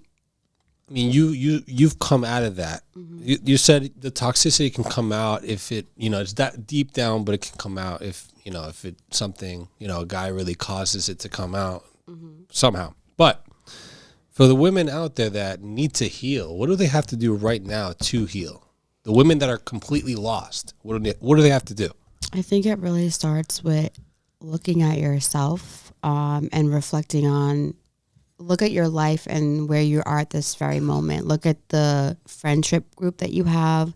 If you're dating someone, look at that person and look at the patterns, because that will show you the toxicity of where you're at, right? So if your friends are like, no one is positive, I think that is a huge red flag. There has to be someone in that group that's gonna, and also if no one's holding you accountable. I thank God for my mom. I don't have any sisters, but my mom was my best friend, and she would tell me like, you're wrong, and I'd be like, what? Like, I'm wrong. Like, and we had this conversation the other day, and I was like, I know how to cut my feelings off. Like, I was programmed after I got hurt to be a man. So I know how to like play that game very well. And she's like, and I'm like, I can date you and for fun. And she's like, but what about the other person? They don't know. And that's not fair to them. And I was like, wow, that like really stuck with me. And so I feel like the first thing is to evaluate your life and everything. Like, is your job, are you in a toxic environment at your job? Are you living in a toxic, apartment, in a toxic relationship? And then see, because if it's nothing negative is coming out of that, and you could be the problem. I was the problem for a lot of my relationships, Do you feel this whole like era of like men ain't shit and like, I'm going to be independent? Do you think that's something that's being programmed into younger women? Yes. Through social media? Through social media, through music, yeah, through TikTok, through everything, through friends. I hear it all the time. Because to me, it's always seemed like a very unnatural mentality to have for women. To just come out the gate with men ain't shit. I don't need no man. Like, I'll just make and I'm just like, where is this all coming from? It has to, I don't believe this is just their natural behavior because of their age. Everyone goes through a toxic era. I think it's definitely programming. I think they also must have gone through something for that to come out. I think it's both. I think they've gone through something. And here's the thing. I don't care what happened, okay? In any relationship, both of you are at fault, okay? I don't care. You could have been the best person in the world, and, you could be Mother Teresa. You are not perfect, and there could have been one thing that you said that offset that person. And I feel like we have to start taking accountability. Like, we're too grown to not take accountability anymore. And I feel like that's important, because if you're listening to Cardi B all day and she's talking about be careful with me, like I'm a cheater, my man's gonna cheat on me, like you're filling your mindset with that, and I think that's important. So everything, we have to look at what we look at on social media, what we listen to, our friends that we listen to. My whole thing was, I'm only gonna listen to somebody who is where I want to be. Period. Yeah, it's a good mentality to have. Yeah. Yeah, because why would I listen to Cardi B? Love her, she's successful, but she has 3 kids now. Her man's out cheating on her. You're constantly looking like a fool. If that's someone I idolize, that's only going to become my life. Yeah. So I think that's important too for women. We have to look at what are we trying to accomplish and who are we idolizing in our lives. Yeah, so to idolize Cardi B or Kim Kardashian or... Yeah, I mean, Kim Kardashian, great. amazing, successful businesswoman, but someone also too, validation from men is huge for her. Yeah. Huge. And she says it herself in her new series. She's like, I said I was going to be single for a year. Like, me not have someone love me and adore me. And the words out of her mouth, that's validation. She doesn't truly love herself. And that's why she's trying to be this successful businesswoman. She's always trying to upkeep and prove somebody wrong. That's exhausting. I agree. I mean, do you think daddy issues have a lot to do with women not being able to heal properly? 1000%. I had daddy issues. Yeah. Because the thing is that I could tell just by, speaking with you, we've met before, of course, you have parents, loving parents, have that relationship for a long time. Mm-hmm. I'm very grateful and lucky to have parents that have been together for 30 plus years as well. I think that's a Latin family type, Latin culture type thing. But there are ladies that don't have that luxury, that maybe their father didn't treat them well. Maybe their father wasn't around. Yeah. And that's made them difficult to really say anything positive about men, which leads them to say, well, men ain't shit and, all this stuff. So what do you think? Do you think that's something that stems the whole not being able to heal, not being able to grow up as a normal woman? Yeah, I feel like, again, our dad should be are supposed to be our first love. So we equate that to love. So I have an amazing dad, and he is an amazing husband, but he only grew up around men. He only had brothers. He did not know how to love a daughter. And like, he provided for me and gave me the best life. But when it came to emotions, right, he didn't really show me that. So I didn't know how to receive that from men, or I'm sorry, I looked in that and for every man, because that's what I wanted, because I didn't get it from my dad. So like, I wanted that validation from a man to be like, you're beautiful and I love you. Because my dad would tell me he loved me, but it wasn't like an everyday thing. And that's where my stem. And then I realized, I was like, oh, that's why I love the bad boy, because, I know that they have love to give. And if I can get that one specific person that didn't show everybody love and tell me, oh, I love you, then that would fix me. Right. Got it. Makes sense. Makes sense. Yeah. Yeah. So I think it's, and vice versa for the men and the mothers, though. Your mother's supposed to be your first love. So two things either happen. Your mother is a very loving mom, and she pours into you and she shows you real love with words and affection. And then that's great. That's what you look for. Or she's cold because you're the boy, and, you now become, if the father's not around, the man of the house, and she expects you to be, the man of the house and all these responsibilities, and never shows appreciation. Ah, gotcha. Because that's something that you should have already done. That also affects the man as well. Yeah. Makes sense. Adds up. Yeah. Yeah, I think both sides are affected. It seems like the daddy issues thing is popular nowadays with how women grow up and they're affected negatively. So or the mommy issues with men. Mommies baby them, and then they want their girl to baby them. Yeah. They want that whole thing. Do my laundry, cook for me, take care. My mom did it for me. That's great. I love that for you. But also realistically, I also am a working person. I can't do everything. Let's do it together. But yeah, it does play. And I think that's something that as you get older, you kind of have to evaluate your life at least one point. I mean, I went to therapy, and I'm a big advocate in mental health. And I feel like even if there's nothing going wrong in your life, but I think it's always good to assess your childhood and how you grew up, because those are what the morals that start to create in our life that we carry forever. Men are loved with the condition that they can provide. Women, dogs, and children are loved unconditionally. Do you agree with that? No, I think that's a mindset. I think that if you are a woman and you truly love, it's unconditional, because there's going to be times where maybe the man isn't going to be able to provide. I still have to love you. How would that look? Like, you're like, oh, you can't provide, I don't love you, or like, I'm not showing you the same love. I think that's crazy. I hope more women adapt your mentality, because you're saying a lot of positive stuff. You're saying a lot of great. It's good to hear. It's refreshing to hear, because we're used to hearing more negative stuff. No. Listen, like, I think human beings are human beings, right? Like, if you're a part of my life, I'm going to shower with you love, because everybody deserves love, no matter what. And I only have this mindset because of God, because he first showed me love, and I didn't deserve it. So if he can show me love and I don't even deserve it, then, and we're supposed to be made in his image, right? My job solely, if you read the Bible, the number one commandment is to love one another, regardless of what you are, if you're my friend, my husband, my friend, like, I'm going to love everybody the same. And my job is not to expect anything in return. It's to just show you love. And that was something I also had to deal with, because I do have a very big heart. And we tend to like, well, if I, took care of my boyfriend this way, well, he should be doing the same. We all love differently. Yeah, I think you're sending a great message, because there's a lot of women out there. We see it all over. We see it on Instagram. We see it on the news that somebody got scammed. Some man got scammed by a woman. He got robbed. I saw something that some guy got his crypto robbed by some girl. I saw that too. Oh, you saw that too? That some now she's getting deported. Now she's getting deported. So based on, again, that news, and that's just crazy. Just women looking for a gateway out of their situation. Maybe they have a job, they're not making enough. Maybe they're in an apartment, they can't keep up with the payments. Maybe they have a kid and they want a guy to come and help provide. So it's a great mindset that you have, because sending that message out to the ladies out there that don't have that mindset might change their perspective a little bit and realize that, hey, it's not just me that has to be loved unconditionally because I just show up and I'm a woman and I wear makeup and I look pretty and I'll do all these things to just appear and say, hey, I'm here.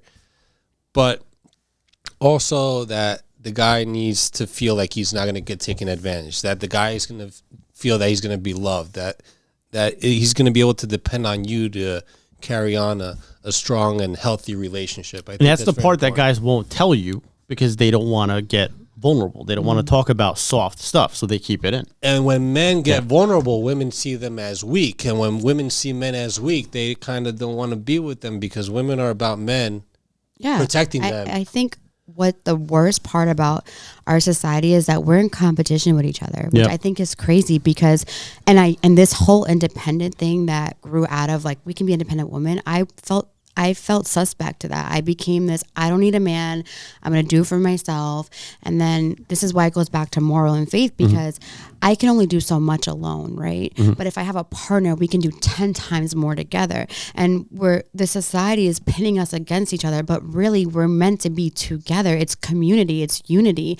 And I think that's what I've learned was like, oh, why? Yeah, I could do what I want, but why would I? Like, why not have someone who wants to take care of me? Like, I think that's something that's important. And we're not in competition. We're supposed to be working together. And I think that's the biggest thing. And I feel like, women, we've gotten treated bad by men too. And we hold that on, but I think it's our mindset. And there's this, I heard this story and I thought it was so great. My therapist told me this one time, and she was like, I had this couple come in and they wanted to get divorced, and the wife was complaining about the husband, and she was like, I want to get divorced. Like, what do I do? Like, this is all his problems. And this was me. I've done this before. I went into therapy and I was like, well, this person did AB, and I was going down the list.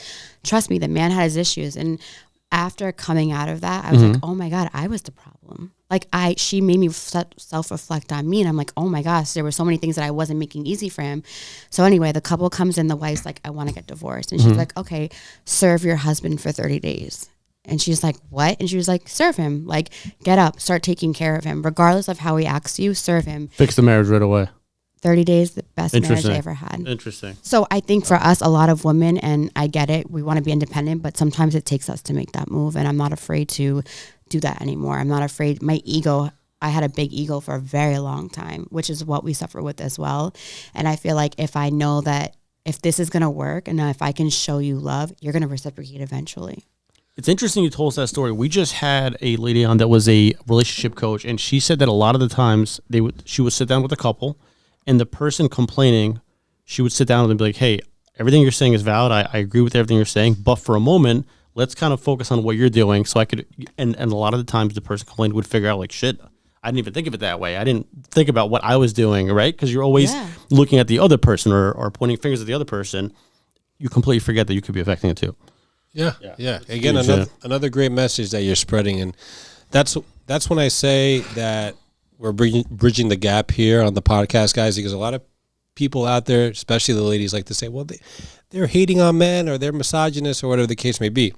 That's further from the truth. You can see the proof right here. We're just trying to bridge the gap, have an understanding between one another, so we're able to build relationships and strong ones to lead to marriage. Even if it's something that can be a potential marriage, even though it may not lead to that, at least relationships stronger between men and women. I think that's very important. Yeah, I feel like hurt people, but healed people can heal people. Yeah. And that's kind of the mindset that I look in. Everybody has been through trauma, unfortunately, things that were out of our hand. And yeah, I've been through it too. And it's like, okay, we're going to continue to hurt. Or if I can show you a little bit of love and you feel loved, and even if we don't work out and you show the next person love, I think that's how we start healing the world. You know, it's these little moments. It's not these big grand things. It's being, if I can make one person better and that person makes one person better, it's a domino effect. And I think that's important. And I think that's kind of like the mindset that I've adapted. And I love to live in this because it comes with a lot more peace.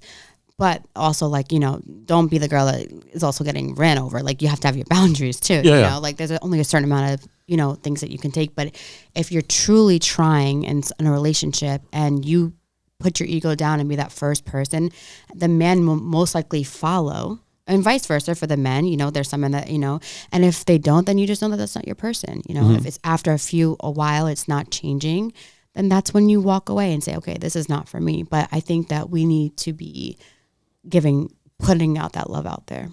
Yeah, 100%. You're making some great points. I think in general, people just need to understand we need like a dating culture shift in the U.S. Real. We're long overdue for that. This whole like, you know, going on a date or two and then just disqualifying the person. It takes time to get to know people. I think people need to be more open, put that guard down a little bit. Not every relationship is going to be perfect. You've gotten screwed over in the past. You'll probably get screwed over again, but you can't just like have a negative mentality. Yeah. What's a must-have for you in a relationship that you can say? I know you mentioned spiritual, you mentioned God. Is there something, is it that? Consistency. Okay. Yeah, it's a must-have for me. I think if you're going to start strong, finish strong. Consistency. One that I hear a lot is women will say if the guy suggests going 50-50, that's an automatic red flag or disqualifier. But at the same time, a lot of women are going the independent route. So what's your take on it? Do you think in today's economy going 50-50 on rent or the mortgage bills is fair? Or is it more still like, well, the man should still pay for all that?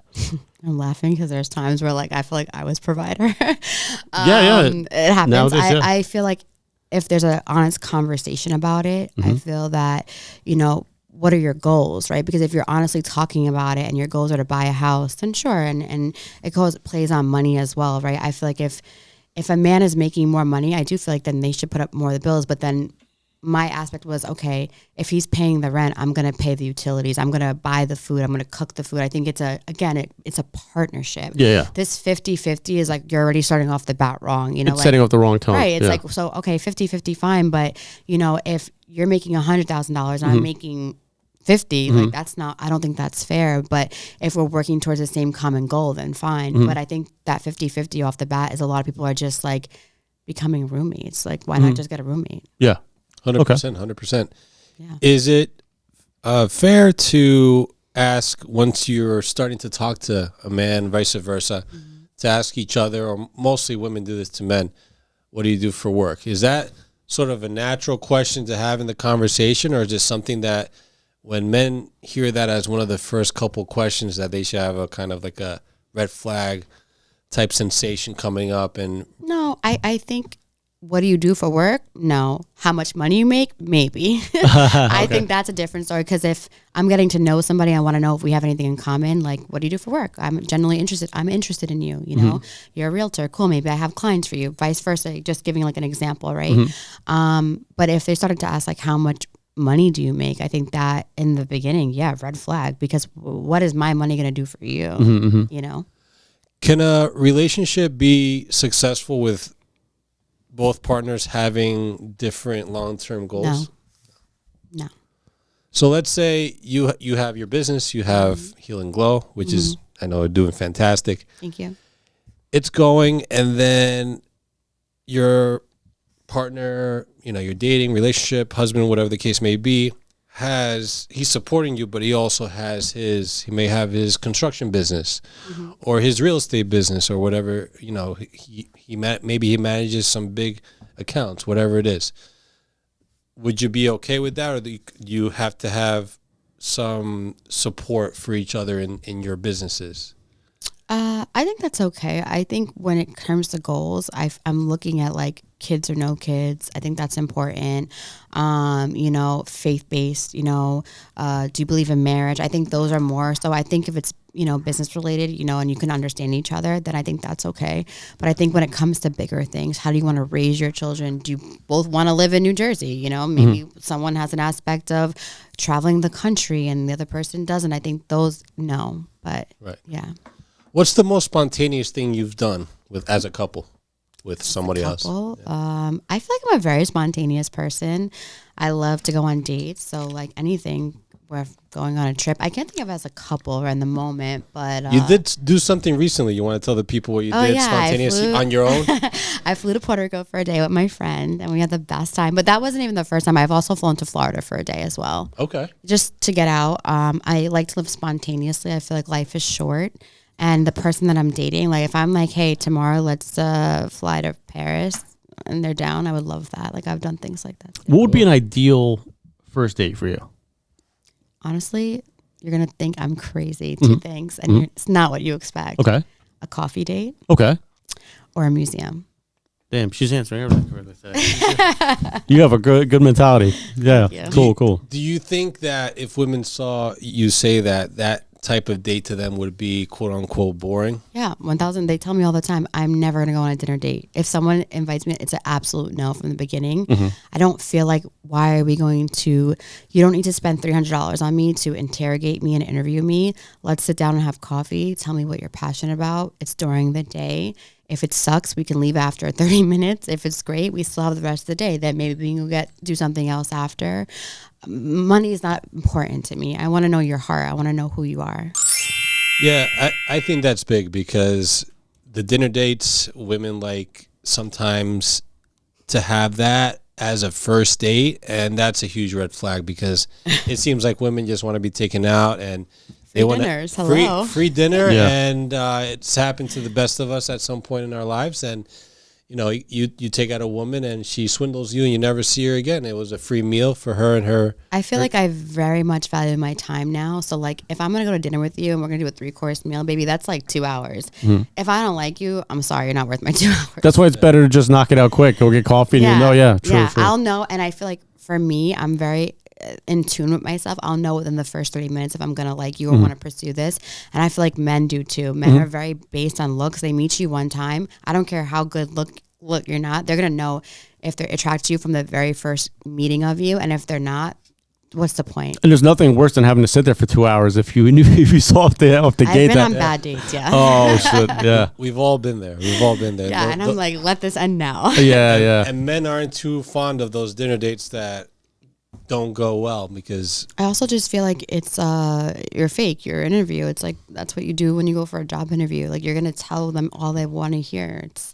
It turns into a very formal, what do you do for a living, and back and forth, just kind of it's like an interview. And it's like this checklist that you're checking off. Okay, does she have this the same thing for her to him? Does he have this? So it's kind of a difficult circumstance to put yourself in, is those dinner dates. Yeah, my time is very valuable and I don't have a lot of time. So I'm not going to sit here in a terrible 2-hour dinner and force you to pay all that money. Like, I got to go. And some men will be like, after the dinner, like 50-50, let's split the bill. It's even more embarrassing. So like, oh shit. If I have to buy my own coffee, that's fine. I mean, I can also buy my own meal, but like, let's just keep it's just a bad look at the guy. Yeah. So. Yeah, I agree with that. Splitting the bill is kind of like, especially on the first date. But a lot of people are doing that now. Fine, to each their own. Me, it's like if we have coffee and I feel like if you can be normal during coffee, then we can go. Then you can move on to phase 2. Yeah. Okay. Awesome. Now let's turn it for a second to your business, Heal and Glow. You're killing it.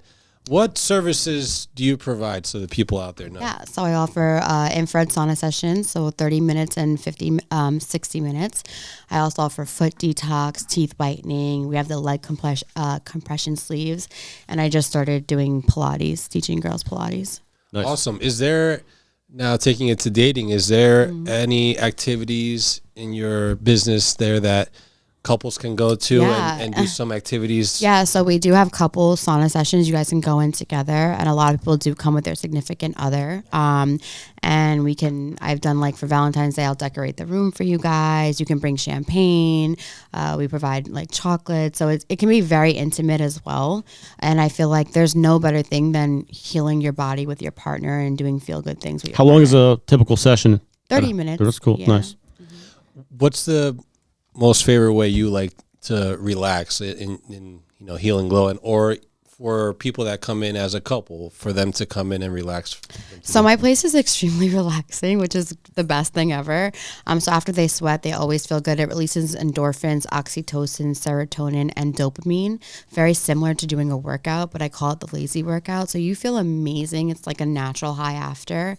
And then they usually go get food after, and it's so nice, and like they both are at ease, especially if like, even if you're arguing and the couple comes in and after a good sweat, you're just like so relaxed. Like you're like, what were we even arguing about? And it really does bring couples together. And it's funny because a lot of men are becoming more, which I love, more in tune with taking care of themselves. And so a couple will come together, and then like the guy at first doesn't want to come, and then I end up seeing the guy more than the girl because they end up loving it. Yeah, and, like, yeah. taking that time to themselves. But I think, it's something important to do as a couple because, again, it's something that's relaxing you as well. Yeah, I love saunas. Yeah, I love the saunas too. There's one that I visited actually in Miami, and when I went to Miami, and they have the sauna, they have the dry sauna, the wet sauna. So there's a bunch of things. They have the cold plunge.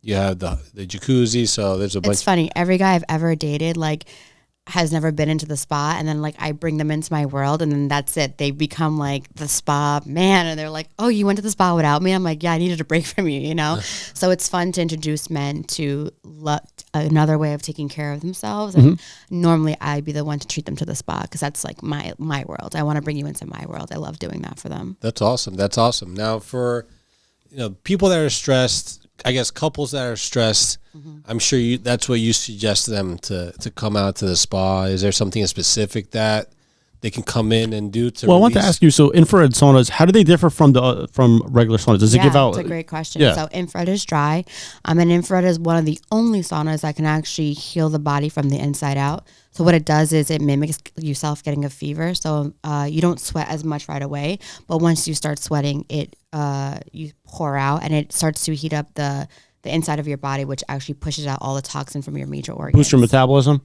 Boosting your metabolism. Nice. A regular sauna at the gym is good. A wet sauna is good, mostly for skin and heart, but infrared has a plethora of other benefits that a regular sauna doesn't have. Does it give off like UV or any like? No, No. UV. Okay. No.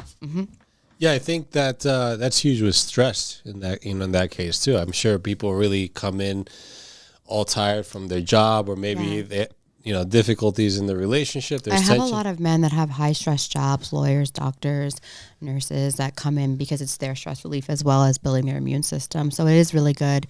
And it also cuts heart disease in men by 50%. Oh, no way. Yeah. So a lot of men and younger, unfortunately, are having heart attacks and, strokes and stuff like that. So this helps with that as well. You're probably getting a lot of people coming out because New Jersey, it's like negative 50 degrees this past couple of weeks. Yeah. We're having like Antarctic temperatures, so it's probably nice to. That sickness is going around, pneumonia, all that. So it just helped. Like, this is my busy season for sure. Yeah.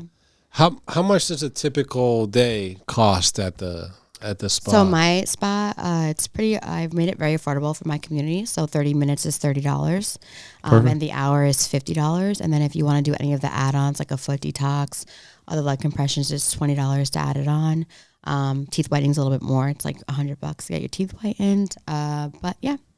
That's awesome. We got to check it out one day. We got to swing by it, check out your place. Definitely awesome. That's and how is it being, a business owner, as far as, being in charge of everything, financials, just, because we do want to get into a little bit more here on the podcast, guys, talking about money and finances and things like that. What's your experience like with that? You got to have faith because it's such a, there's no other way. I can't force you to come to my business. So, Right. and I don't make a salary, Mm-hmm. right? So it's like one day I can make $1,000 and one day I can make $0. Mm-hmm. So it's very up and down. And I feel like, again, this is where faith comes in because it can be very stressful. And I need something to be able to be like, okay, God, you handle this. You put me here, like you take this on. Mm-hmm. And so I think that's hard. And most businesses don't profit for the first 5 years. So you really have to go in with that mindset and Yeah. really love what you do in order to stay open. And I feel like I love what I do. I've met amazing people that have become my family. And I really love what I do. And I love to hear people's different stories. So I think the finances for a business, it's tricky, you know. Sauna is seen as a luxury when it's really not. It's a necessity, especially that we have toxins in every single thing that we eat and breathe now. And it's you have to educate them. So it's hard, but you know, I've gotten by this, you know, so thank you. If you made it 5 years, I think you're going to do very well. Because like you said, I think most businesses, they don't make it past the first year too. Never mind 5 years. So Well, if I would have went through that negative mindset, Yes, I would have been yes. closed by now. Yep. That's it. Hey, at some point you have to start and you leave things negatives behind, and now look where you are. So, you know, shout out to you, Erika, and Heal and Glow, and Thank you. and that's awesome. So, yeah, I guess any final thoughts? Any questions for us? What you think of the podcast? No, thank you guys for having me on. I'm happy that I was able to share a very different 100%. mindset. Hopefully, Yeah, great mindset. Mhm. Thank you. Hopefully it reaches at least one person, and you know, and just keep that in mind. Heal people, heal people. Boom, big time. Huge. Great, a lot of great messages Erika gave today. I mean, Thank there's we have again men and women. We support each other. And, Yeah, and we're not. And my other thing is we're a team. We're not against each other. Yeah. that's it. You know, And appreciate your men. They need it. Yep. that's it exactly. Ladies appreciate your men, and men appreciate the ladies. So I think both ways it's very important. We're a team here, and you know we're hope that again very important again for the ladies out there to really find a way to heal themselves. And I don't Yeah. want to say this, you know, in any other, you know, we've said it before in different ways, but I want to say it specifically now because we are, you know, talking about healing and of course Heal and Glow, and how important it is for the ladies out there that, you know, if you feel lost, you know, figure out who you can talk to, what you can do to get yourself back, because the opportunities are endless out there for you and to improve. And, you know, we have someone that was in the situation that wasn't so great, and now she's in one of the best situations that she could be. So, so shout out to you for that. Thank you. Yeah, so even though a majority of our viewers are male, any women that end up watching this, I hope they take away something that you said today, because you have a very positive Thank you. mindset, great energy. Love what you said today. I just hope more women start to think that way, because I think that'll have a huge effect on dating and dating culture. So, Boom. So thank you so much, Erika, for coming on the show. Thank you guys for having me. Absolutely. Heal and Glow. Check it out, guys, in Jersey. So we'll put her info. Just check it out below in the description. And again, follow us on YouTube, the podcast guys. Subscribe to the channel, guys. Like the video. Great episode. Like the video. Hit that notification button. Follow us. Support your boys. We are here. We're here to stay. We're going to keep pushing forward. We have plenty of guests to come in the future. A lot of lovely ladies coming up in the future. And again, Instagram, TikTok, Rumble, the podcast guys _ the podcast guys 5 on X, the podcast guys on Facebook and Spotify. And one more time, do you want to drop your... Yeah, follow me on Instagram at HEALN, the letter N, GLOWCO, Heal and Glow Co. And follow me on Apple Podcasts and Spotify, Heal and Glow. All right, guys. So again, don't forget to subscribe to the podcast guys on YouTube. And we are checking out. So until next time, for Erika and Heal and Glow, peace.